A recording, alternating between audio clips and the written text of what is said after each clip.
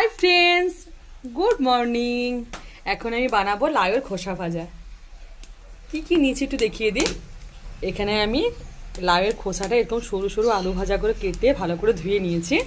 লাউ পোস্ত বানিয়েছিলাম, খোসাটা রেখে দিয়েছি। এত কচি লাউটা, লাউ পোস্তটা আপনাদের সঙ্গে শেয়ার করেছিলাম, আপনাদেরকে দেখিয়েছিলাম।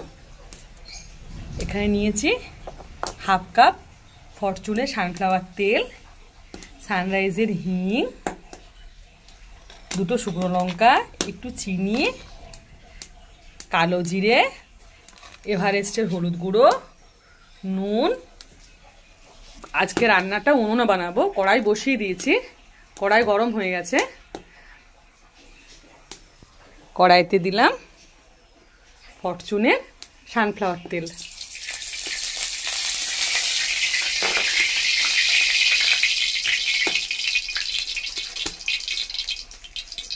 তেল গরম হয়ে গেছে, তেলে দিলাম আন্দাজ মতো কালো জিরে।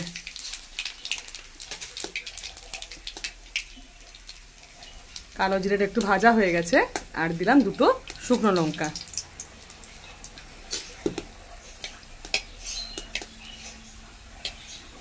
কালো জিরে শুকনো লঙ্কা খুব ভালোভাবে ভাজা হয়ে গেছে। এবার দিলাম সানরাইজের হিং।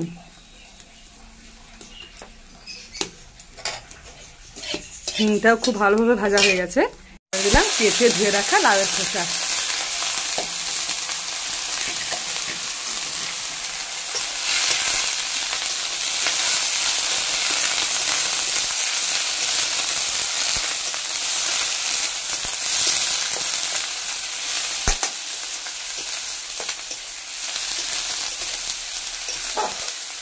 লাউয়ের খোসাটা খুব সুন্দর।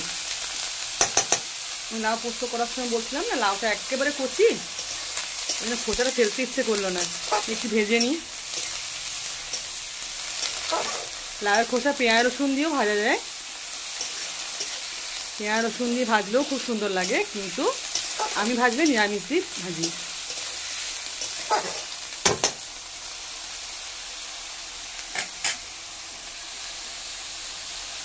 একটু ভাজা হোক, আমি 2 মিনিট ঢাকা দিলাম।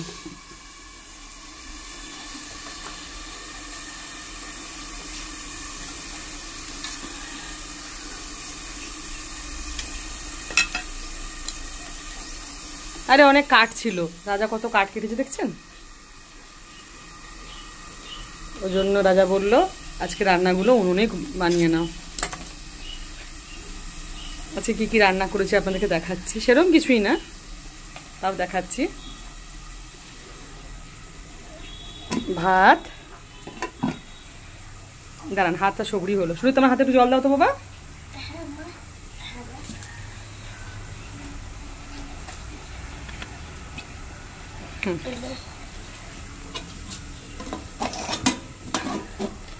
তোমার ফোনটা একটু ধরো তো। এই যে সোয়াবিন আলু গাজর দিয়ে মাখা মাখা তরকারি। রাজা বললো ঝোল করবে না, একটু মাখা মাখা তরকারি, কষা কষা আর কি। সোয়াবিন আলু গাজর দিয়ে তরকারি, আর একটু বেগুন ভাজবো, আর গ্যাসে ডাল বসিয়েছি, আর একটু টমেটো সেদ্ধ করব। এগুলোই আজকের মেনু। একদম সাধারণ, একেবারে সাধারণ।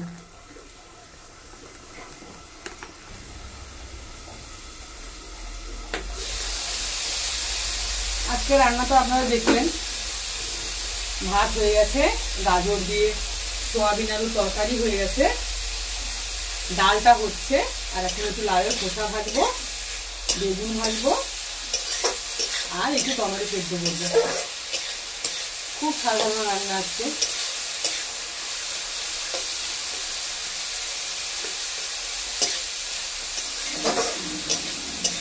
লাউয়ের খোসাটা অনেক কচি, সেজন্য আমি আর ভাপালাম না। যদি শক্ত হতো, লাউটা যদি গুঁড়ো হতো, তাহলে আমি একটু নুন হলুদ দিয়ে খোসাটা সেদ্ধ করে ভাপিয়ে নিতাম, তারপর গরম জল থেকে ছেঁকে তারপরে ভাজতাম। কিন্তু কচি হলে আমি আর আলাদা করে সেদ্ধ করলাম না।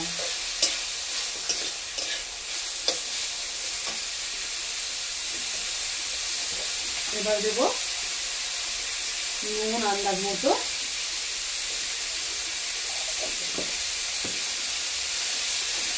এভারেস্টের হলুদ গুঁড়ো আন্দাজ মতো,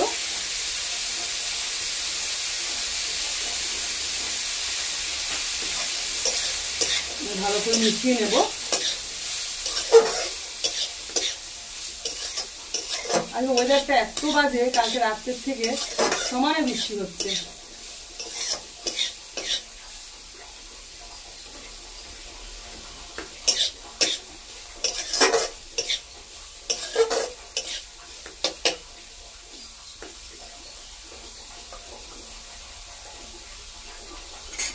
হলুদ দিয়েছি, আরো 2 মিনিট ঢাকা দেব।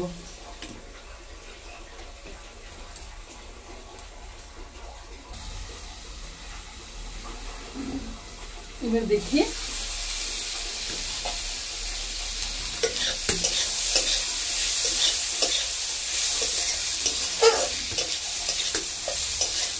কচি বলে কত কমে গেল, দেখছেন?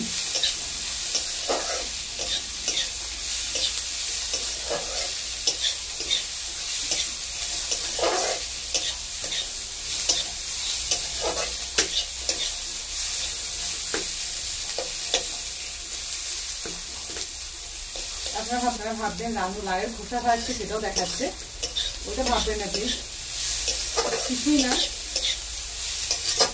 রান্না দেওয়া হচ্ছে না ডেলি, রাজা বলছে একটু করে দেওয়ার চেষ্টা করো রান্না। কাজগুলো জ্বলছে দেখছেন, কি সুন্দর জ্বলছে, আর এরা কত সুন্দর সরু সরু কেটেছে।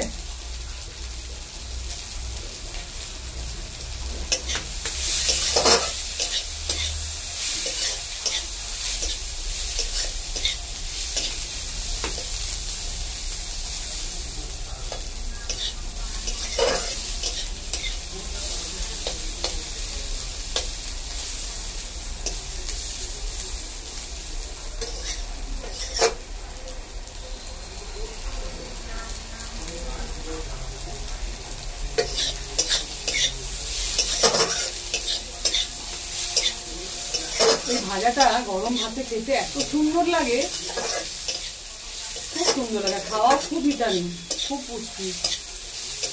আমার বাপের বাড়িতে দেখতাম আমার ঠাকুমা মা কি বলতো, সবজি খোসা ভাজবে তো ভালো করে ধুয়ে, সমস্ত কিছু সবজি, পটলের খোসা, আলুর খোসা, লাউয়ের খোসা খুব সুন্দর করে পরিষ্কার করে ধুয়ে কালো জিরে সর্ষের তেল দিয়ে ভাজতো, এত সুন্দর লাগতো খেতে, এত দারুণ লাগতো খেতে, আর টেস্ট খুব সুন্দর, টেস্টিও খুব ভালো। আর আমার বাপের বাড়িতে তো অনেক সবজি চাষ হয়, ওই সবজির টেস্টই আলাদা, আপনারাও জানেন চাষের সবজি কত টেস্টি হয়। দেখুন কি সুন্দর তেল তেল ভাজা হচ্ছে, আর খুব ভালোভাবে ভাজা হয়ে গেছে, লাল লাল।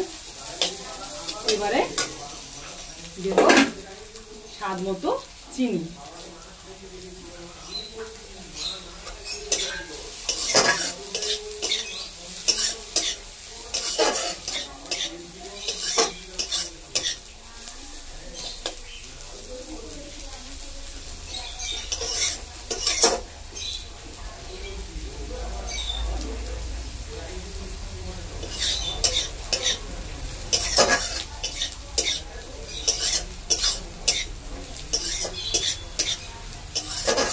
কতটা কমে গেল।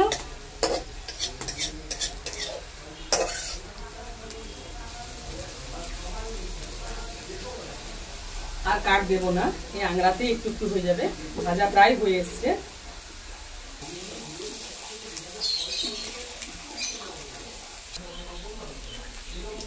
দেখুন কত তেল বেরিয়েছে, আমি কিন্তু আর জাল দিইনি, ওই আংড়াতেই হচ্ছে ভাজা, খুব সুন্দর লাল ক্রিস্পি ক্রিস্পি ভাজা হয়ে গেছে।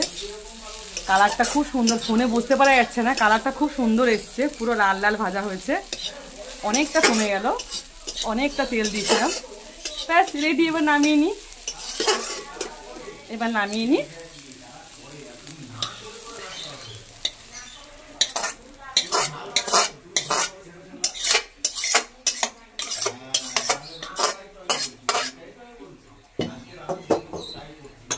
ব্যাস রেডি আমার লাউয়ের খোসা ভাজা। আপনারা তো দেখলেন কত তাড়াতাড়ি হলো, দেখতে খুব সুন্দর হয়েছে, পুরো লালচে লালচে, ফোনে কালারটা আসছে না, আজকে ওয়েদারটা ভালো না বলে, পুরো ক্রিস্পি ক্রিস্পি লালচে লালচে ভাজাটা হয়েছে। এটা গরম ভাতে খেতে, মানে তেল তেল মাখিয়ে খেতে খুব সুন্দর লাগে। আপনারা ভাজবেন এইভাবে, খাওয়া লাউয়ের খোসা খাওয়া খুব ভালো, আমি এর আগেও বললাম, অনেক ভিটামিন, অনেক ভালো। আপনারা ভাজবেন, এভাবে খাবেন। আর যারা আমার রান্না দেখেন প্লিজ আমার চ্যানেলটি সাবস্ক্রাইব করবেন, লাইক করবেন, কমেন্ট করবেন। আমি জানি আমি ডেলি রান্না দিতে পারি না। আপনারা সব ভালো থাকবেন, সুস্থ থাকবেন। Thank you.